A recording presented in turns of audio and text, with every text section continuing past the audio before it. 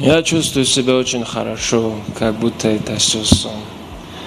Не знаю, молодой, знаешь, не описать эти чувства словами.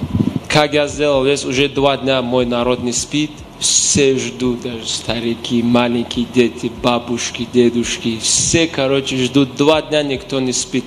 Сейчас у меня 7 часов утра, все вышли, празднуют мою победу. Вообще, я хочу вот прославить свою родину, чтобы тоже знали Таджикистан, мою страну тоже знали, то, что у нас тоже есть хорошие бойцы. Я вообще готовился для другого соперника, я даже не знал, кто это Джош Вик.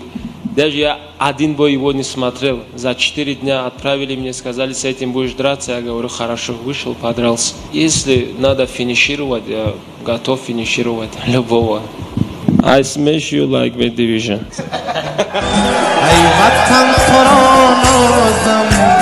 نسل قهرمان داریم